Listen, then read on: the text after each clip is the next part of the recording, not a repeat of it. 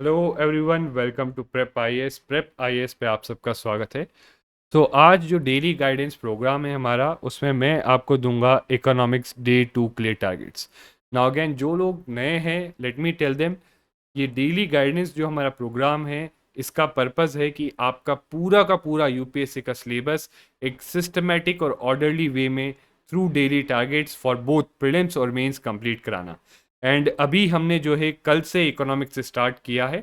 Polity we have covered already, right. और जो इसका प्रोग्राम का स्कीम है वो ये है कि मंडे टू फ्राइडे, तो मंडे से फ्राइडे आपको जो है डेली टारगेट्स दिए जाएंगे, not only of your subject but साथ में ऑप्शनल के लिए भी जो भी है उसके लिए आपको टाइम बेस्ड टारगेट दिए जाएंगे। और साथ में जो है करंट अफेयर्स के लिए भी आपको जो है रेगुलर बेसिस पे जो है टारगेट दिए जाएंगे। And you are expected to complete this targets. और साथ में जो है सैटरडे एंड संडे, ये 2 दिन जो हैं आपके, this is for your revision and clearing backlog. So we know कि देर इज़ अ पॉसिबिलिटी कि आपके बैकलॉग जनरेट हो सकते हैं। तो सैटरडे संडे जो है आपका रिवीजन और बैकलॉग क्लियर करने के लिए जो है टाइम है।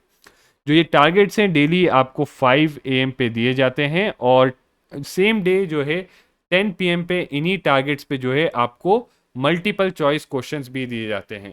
और ये क्वेश्चंस हमारे टेलीग्राम ग्रुप में दिए जाते हैं अगर आप इंटरेस्टेड हो ज्वाइन करने के लिए। सो टुवर्ड्स दी एंड मैं आपको एग्जैक्टली बताऊंगा कि क्या प्रोसीजर है उस टेलीग्राम ग्रुप को ज्वाइन करने का। नाउ विदाउट एनी डिले मैं आपको डे 2 के टारगेट्स देता हूँ। और देखिए, कल हमने क्लास 9th की एनसीईआरटी की थी इकोनॉमिक्स पे, राइट। 4 चैप्टर थे, and I had told you you had to do all those 4 chapters. आपको चारों चैप्टर करने थे कल। तो पहली चीज़ तो please tell me in comments, तो टेल मी इन कमेंट्स कि वेदर कल का टारगेट आप जो 4 चैप्टर्स थे, राइट, वेदर दी 4 चैप्टर्स आप जो है 9th क्लास की एनसीईआरटी के इकोनॉमिक्स के कवर कर पाए हो या नहीं कर पाए हो। This please tell me in the comments. देखिए, इसके पीछे पूछने का ये पर्पज़ है कि अगर नहीं कर पाए, then I will try to figure out ways कि किस तरीके से आप ये टारगेट जो हैं within the stipulated time achieve कर पाए। नाउ आज भी जो है हम करेंगे क्लास 10th की एनसीईआरटी, अंडरस्टैंडिंग इकोनॉमिक डेवलपमेंट। और इस एनसीईआरटी में मेनली आपको ये 4 चैप्टर करने हैं। जो चैप्टर 5 है कंज्यूमर राइट्स वाला, it is not relevant, right, इतना ज़्यादा इंपॉर्टेंट या रेलिवेंट नहीं है, इसको आप स्किप भी कर सकते हो। बट जो मोस्ट इंपॉर्टेंट है वो ये जो है 4 चैप्टर है, 1 2 3 4। एंड अगेन देखिए, एक चीज़ मैं आपको बता दूं, जो 9th और 10th की एनसीईआरटी में अभी आप जो कंटेंट पढ़ रहे हो वो एकदम बेसिक है। कोई हो सकता है कुछ लोगों को बहुत ही सिंपल लगे, बट कुछ एकदम एब्सोल्यूट बिगनर्स है उनके लिए ये एकदम बेसिक फाउंडेशन बनाता है, ठीक है। सो इन इन नो वे ये कंटेंट जो है आपको एक्चुअली जो है मतलब पूरा यूपीएससी के रिक्वायरमेंट जितना है, but this content is important क्योंकि जो आगे जाके एडवांस्ड कंटेंट होगा, राइट, जो एडवांस टॉपिक्स में होगा, जो चीज़ें हम पढ़ेंगे, राइट, जो क्लास 12th की इंट्रोडक्टरी मैक्रो इकोनॉमिक्स से पढ़ेंगे, तो अगर आप चैप्टर 3 के में जो है मनी और फॉर्म्स ऑफ मनी नहीं समझते हो जो यहाँ पे बताया गया है, तो आगे जाके क्लास 12th की इंट्रोडक्टरी मैक्रो इकोनॉमिक्स में आप समझ नहीं पाओगे कि मनी सप्लाई का कॉन्सेप्ट क्या है और कैसे मनी सप्लाई बढ़ता घटता है। So that's why I am telling you, please, अगर आपको कम भी लग रहा हो, don't think that it is not important, it is very important. कई बार आई हैव सीन एस्पिरेंट्स जो लोग इसको, ये जो बेसिक फंडामेंटल्स होते हैं उनको इन्हीं चीज़ों में डाउट्स होता है, और इसके कारण वो जो है आगे जाकर एडवांस कॉन्सेप्ट समझ नहीं पाते। नाउ आज मैं ये करूंगा कि आपको ये जो है चैप्टर 1 2 3 4 के लिए एक बेसिक ओवरव्यू या स्ट्रक्चर दे दूंगा, ताकि आपके लिए ये चैप्टर्स पढ़ना इजी हो। आई नो आप लोगों को लग रहा है कि बहुत बड़ा है, बट एक बार let me just give you the framework and structure. Trust me, after that you will find it much easier. तो जहाँ तक कि चैप्टर 1 डेवलपमेंट की बात है, सो देखिए, इसमें सबसे पहले ये बताया गया है कि what is the idea of development, कि डेवलपमेंट का मतलब क्या होता है। और जब डेवलपमेंट का मतलब बताए थे तो एक इंडिविजुअल लेवल बात की गई कि हर पर्सन के लिए डेवलपमेंट का अलग अलग मीनिंग हो सकता है, राइट। सेम जो है आइडिया फिर उन्होंने एट नेशनल डेवलपमेंट के आइडिया में कहा कि नेशनल डेवलपमेंट में भी जो है डेवलपमेंट क्या एक्चुअली है वो हर किसी का आइडिया अलग अलग हो सकता है, इनफैक्ट कभी कभी कॉन्फ्लिक्टिंग भी हो सकता है। वहाँ पे एक सरदार सरोवर डैम का एग्जाम्पल भी दिया गया था, जहाँ पे जो है वो डैम जो बन रहा था as per government that is development, but जो लोग डिस्प्लेस हो रहे हैं उस डैम के कारण, उनके लिए ये जो है एंटी डेवलपमेंट यानी डेवलपमेंट का जस्ट अपोजिट है, राइट। फिर कैसे जो है डिफरेंट कंट्रीज को हम कंपेयर करें या डिफरेंट रीजन्स को कंपेयर करें डेवलपमेंट पे, what parameters could be there, इसके बारे में डिस्कस किया गया। फिर ये भी बताया गया कि सिर्फ डेवलपमेंट, नॉर्मली जो लोग सोचते हैं कि डेवलपमेंट का मतलब ज़्यादा पैसा या ज़्यादा इनकम होना एट इंडिविजुअल लेवल या फिर एट नेशनल लेवल, बट ये बताया गया कि ऐसा नहीं है। इंडिया में ही हरियाणा, केरला और बिहार के एग्जाम्पल देके इसको बताया गया कि देखो डेवलपमेंट का मतलब सिर्फ ज़्यादा पैसा नहीं होना होता है, इस डेवलपमेंट के अदर गोल्स भी होते हैं कि बेटर हेल्थ होना, बेटर एजुकेशन होना, ये सब चीज़ें जो हैं डेवलपमेंट में आती हैं। इसके अलावा एक बहुत ही इंपॉर्टेंट एस्पेक्ट और कॉन्सेप्ट जो डेवलपमेंट का डील किया गया है वो है सस्टेनेबल डेवलपमेंट, और दो एग्जाम्पल्स भी दिए गए हैं आपको बॉक्स में। Please do not down that examples in your notes, अगर आप बना रहे हो तो that will be very relevant. तो आपको सस्टेनेबल डेवलपमेंट का कॉन्सेप्ट समझाया गया कि क्या है सस्टेनेबल डेवलपमेंट, और एग्जाम्पल भी दिया गया दो जहां पे आपको शो किया गया कि व्हाट इज अनसस्टेनेबल डेवलपमेंट। ठीक है, नेक्स्ट है सेक्टर्स ऑफ इंडियन इकोनॉमी। तो इसमें बेसिकली इंडियन इकोनॉमी जो सारी इकोनॉमिक एक्टिविटीज़ होती हैं उनको हम अलग अलग जो है ग्रुप करते हैं, अलग अलग ग्रुपिंग्स में। उन जो ग्रुपिंग्स को जो हम बोलते हैं सेक्टर्स बोलते हैं, यानी जो डिपेंडिंग सो अलग अलग तरीके से ग्रुप कर सकते हैं वेरियस इकोनॉमिक एक्टिविटीज़ को जो इंडियन इकोनॉमी हो रही है। और सबसे मेजर वे होता है primary sector, tertiary sector, right, secondary sector. ठीक है, और उसके बारे में बताया गया है कि प्राइमरी सेक्टर क्या होता है, सेकेंडरी सेक्टर क्या होता है, टर्शियरी सेक्टर क्या क्या होता है, और प्लस इंडियन इकोनॉमी में उसका क्या कंट्रीब्यूशन है, हर एक सेक्टर का कितना कंट्रीब्यूशन है इकोनॉमी में, कि कितने परसेंट एक्टिविटीज जो है प्राइमरी सेक्टर की है, कितने जो है सेकेंडरी सेक्टर की है, कितना टर्शियरी सेक्टर की है। इसके साथ साथ कितना एम्प्लॉयमेंट किस सेक्टर में, तो कितने लोग किस टाइप की एक्टिविटीज कर रहे हैं। साथ में एक इंपॉर्टेंट चीज भी बताएगी कि how to create more jobs, so which is one of the problems. तो वो बहुत इंपॉर्टेंट एस्पेक्ट है जिसपे आपको ध्यान रखना है। इसके अलावा दो और तरीके बताए गए हैं कि जिसके बेसिस पे हम इंडियन इकोनॉमी में जो भी सारी इकोनॉमिक एक्टिविटीज हो रही हैं उनको क्लासिफाई कर सकते हैं। तो एक तो मैंने बता दिया depending on nature of activity, जो इसमें आपको बताया गया है वो है प्राइमरी, सेकेंडरी एंड टर्शियरी। इसके अलावा दूसरा तरीका क्या है आपका, that is depending on the whether it is in the organised sector और अनऑर्गेनाइज सेक्टर। ठीक है, सो एक ये दूसरा तरीका है whether it is in organised sector और अनऑर्गेनाइज सेक्टर। और तीसरा तरीका है depending on ownership, whether it is public और वेदर इट इज प्राइवेट। ठीक है, सो ये तीन तरीके आपको बताए गए हैं सेक्टर्स ऑफ इंडियन इकोनॉमी में।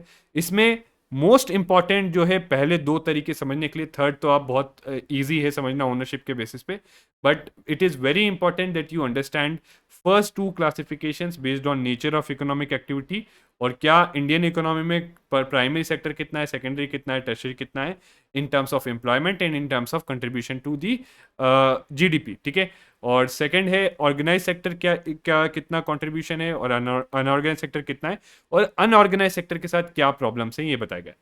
थर्ड चैप्टर जो है आपका मनी और क्रेडिट है, तो उसमें बेसिक बताया कि मनी क्या होता है, मनी के फॉर्म्स क्या होते हैं, और उसके बाद फर्दर आपको बताया कि क्रेडिट में जो है बैंक्स कैसे लोन देते हैं, what are the formal sources और इनफॉर्मल सोर्सेस क्या है, और किस सोर्स से किन लोगों को कितना क्रेडिट मिलता है ये बताया गया है आपका।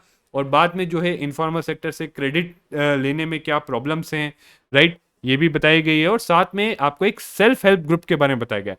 नाउ सेल्फ हेल्प ग्रुप के बारे में इसलिए बताया गया है क्योंकि self help group is one of the ways for credit delivery.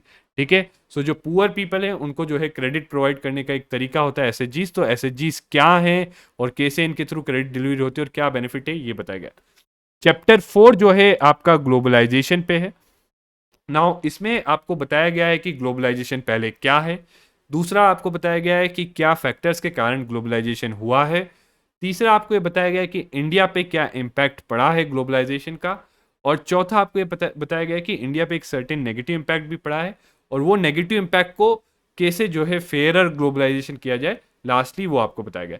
So overall देखने में आपको 54 पेजेस लगता है, but if you start going through it, trust me, ये जो है एक दिन में 3 से 4 घंटे के अंदर करा जा सकता है। एंड अगेन यहाँ पे अगर आपसे खुद से करने में आपको चैलेंज लग रहा है तो for your help on our channel in the same playlist हमने जो है ये चैप्टर्स आपके लिए एनसीईआरटी के कवर किए हैं। यहाँ भी आप देख सकते हो अराउंड आपका जो है 4 to 5 आवर्स है, ऑल्दो आप इसको 1.25x पे देख सकते हो। So it would take much lesser time. और एंड अगर आप खुद से जो फ्रेमवर्क मैंने बताया है इस फ्रेमवर्क में भी पढ़ोगे, सो अगेन ट्रस्ट मी आपको जो है 3 से 4 घंटा लगेगा आपको। इनफैक्ट आप चाहे तो बार बार ये वीडियो जब आप चैप्टर 1 पढ़ रहे हो तो वीडियो में जहाँ पे मैंने चैप्टर 1 के बारे में फ्रेमवर्क एक्सप्लेन किया है आप वो चला के समझ लो, फिर चैप्टर 1 पढ़ो, फिर 2 पढ़ते वक्त फिर से जो है 2 का फ्रेमवर्क समझ लो, फिर उसको पढ़ो, right, that's how you could do it. इसके साथ साथ यहाँ पे प्लीज़ ध्यान रखना आपको जो है एग्जाम्पल्स उठाने हैं। ठीक है, आपको जो है फैक्ट्स उठाने, अच्छे खासे फैक्ट्स दिए होंगे यहाँ पे, ठीक है। सो फैक्ट्स और डेटा उठाना है, एग्जांपल्स उठाने, ठीक है। और कुछ जो इश्यूज पे फ्रेमवर्क दिया है, how to create more jobs and all that, तो वहाँ पे जो पॉइंट्स आपको अच्छे अच्छे मिलते हैं वो 3-4 पॉइंट्स आप अपने नोट्स में लिख लीजिए, ठीक है। So this is what you have to do, and again please इसको अच्छे से पढ़ना। कल मैं आपसे एक दो क्वेश्चन भी जो है इसके हम डिस्कस करेंगे। In fact just let me tell you which question we are going to try to attempt, ठीक है। तो हम जो है अगर बात करें तो इसमें, so if we talk about कौन से क्वेश्चंस जो है करने लायक हैं for practising for answer writing. So if I tell you here जो है आपका क्वेश्चन है क्वेश्चन नंबर 10, ठीक है। तो यहाँ पे please try to attempt question number 10। आप 10 जो है करिए, ज़्यादा वर्ड्स नहीं, देखो आई नो ज़्यादा कंटेंट नहीं होगा, try to write it between somewhere around 50 to 100 words, तो ठीक है। जो लोग एब्सोल्यूट बिगनर्स हैं उनके लिए आंसर राइटिंग की प्रैक्टिस यहाँ से शुरू होती है। जो लोग थोड़ा प्रैक्टिस कर चुके हैं, आई वुड एक्सपेक्ट कि आप 150 वर्ड्स में इसका आंसर लिखोगे। तो please do right this answer. कल हम इसको अच्छे से डिस्कस भी करने की कोशिश करेंगे, राइट। और इसके अलावा अगर आपके पास ये भी आप लिख लेते हो तो आई वुड से आगे जाके जो है आप यहाँ पे जो है ठीक है, आपको जो है ये वाला क्वेश्चन नंबर 14, सी अगेन ये क्वेश्चंस मैं इसलिए कह रहा हूं क्योंकि कहीं ना कहीं इसका जो कंटेंट आप लिखोगे, those that content will be useful for you in mains, जो आप जब आपको आंसर राइटिंग करनी होगी, ठीक है। So these are two questions that I am recommending, although ideally आपको सारे क्वेश्चंस करने चाहिए। Now let's move on to the other targets. Now ये तो आपके इकोनॉमी के टारगेट्स की बात हो गई। अब इसके अलावा जो है आपको आगे सेम आपको करंट अफेयर्स करना है, लाइक सौरभ सर सेड कि डेली बेसिस पे 1 आवर देके 7 पेजेस करना है आपको। बट अगर आज भी आपको you can take that liberty, I would be saying that take that liberty from your side कि कोई बात नहीं, अगर आज आप ये 1 घंटा नहीं भी कर पाते कोई लोड नहीं, बट कोशिश करिए कि आज किसी भी हालत में ये चारों चैप्टर जो है एक साथ कर लीजिए। नाउ देखो मैं इतना ज़्यादा एम्फेसिस क्यों कर रहा हूँ, क्योंकि ये बहुत बेसिक चैप्टर्स हैं, और अगर आप शुरुआत में ही अच्छे से इनको एक साथ कर लेते हैं तो इन दीज 2 डेज आपका एक अच्छा खासा जो है ओरिएंटेशन और माइंडसेट बन जाएगा फॉर इकोनॉमी। तो आगे जाके आपको जो है आगे की चीज़ें समझने में बहुत कम टाइम लगेगा। बट अगर इन्हीं चैप्टर्स को आप जो है 2-3-4 दिन स्प्रेड आउट करके पढ़ोगे तो ट्रस्ट में थोड़ा अंडरस्टैंडिंग में आगे जाके आपको इशू आएगा, ठीक है। सो दैट्स वाई अगर आपके पास टाइम मिलता है तो डेफिनेटली 1 आवर दे के जो है आप 7 पेजेस 7 पेजेस आगे कंटिन्यू करिए, right, at the same pace as Saurabh sir had told you. और इसके साथ साथ डे 32 में न्यूज़पेपर और ऑप्शनल सब्जेक्ट को भी आपको टाइम देना है, राइट। सो अगेन इट्स 22, ठीक है। So it's day 22, so optional subject को आपको टाइम देना है, there is no other alternative, इसको तो टाइम देना ही देना है। और इसके साथ साथ 1.5 आवर्स टाइम भी देना है। And again do let me know in comments, so अगर कोई भी चैलेंज आ रहा है आपको टास्क कंप्लीट करने में, right, so do let me know in comment. देखो नाउ चैलेंज का मतलब ये है कि आप पढ़ रहे हो पर उसमें चैलेंज है, आप मेहनत कर रहे हो फिर चैलेंज आ रहा है। बट अगर आप कहो कि सर आप हमें टारगेट्स कम दे दो और हम कम मेहनत करना चाहते हैं, so again that is not a challenge, that is something जो है आपको इट इज़ कि आपका मोटिवेशन वीक है। एंड ट्रस्ट मी पीपल, जो लोग ज़्यादा मेहनत कर रहे हैं वो आपसे आगे निकल रहे हैं, ठीक है। सो यहाँ पे आपको पूरी तरीके से हम अच्छे से गाइड कर रहे हैं, right, in best way we could, right. And on your part आपको सिर्फ जो है हार्ड वर्क करना है, ठीक है।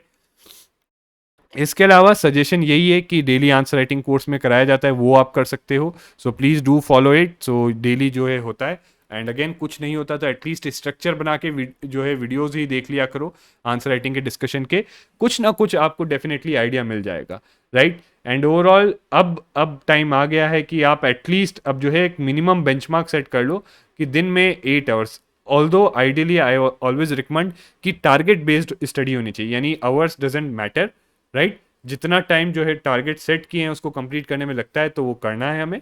बट अगर अगर स्टिल एक मिनिमम बेंचमार्क ये लगा लीजिए कि 8 आवर्स मिनिमम पढ़ना है, राइट। बैकलॉग है तो एक्स्ट्रा टाइम दीजिए, और अगर एक्स्ट्रा टाइम नहीं बचता तो आपके पास सैटरडे एंड संडेज हैं क्लियर करने का बैकलॉग, ठीक है।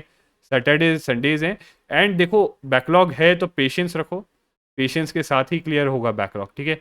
सो पैनिक नहीं करना, टेंशन नहीं होना, स्ट्रेस नहीं होना अगर बैकलॉग है। बैकलॉग है तो ज़्यादा मेहनत करनी है बस, राइट। एंड जो भी आपका प्रोग्रेस है, again third time I am repeating, please mention in the comments कि आप टारगेट्स फुलफिल कर पाए हो या नहीं कर पाए। So please this part is very important because it would help me decide कि कैसे मैं कुछ नए चीज़ें ला सकता हूँ। जैसे आज मैंने कोशिश की कि आपको पहले फ्रेमवर्क बता दूँ जो एनसीईआरटी के चैप्टर्स का, ताकि आपको जो है कम टाइम लगे उनको पढ़ने में, right. So please do that. और आपने कल कुछ डाउट्स पूछे थे कि हिंदी मीडियम के भी स्टूडेंट्स हैं, so I would be looking up कि हिंदी मीडियम में जो टॉपर्स हैं उन्होंने क्या सोर्स ली थी। But as far as NCERTs are concern, ये हिंदी मीडियम में भी एनसीईआरटीज आपको एनसीईआरटी की वेबसाइट से ईजिली मिल जाएगी। तो अभी प्लीज़ नेक्स्ट 2-3 डेज हम एनसीईआरटी पे थोड़ा फोकस रखेंगे। सो प्लीज़ फॉर नाउ कोशिश करिए कि आप जो है ये एनसीईआरटीज अच्छे से करें। And till then I will see what would be the best source for Hindi medium, तो दैट वी विल सी।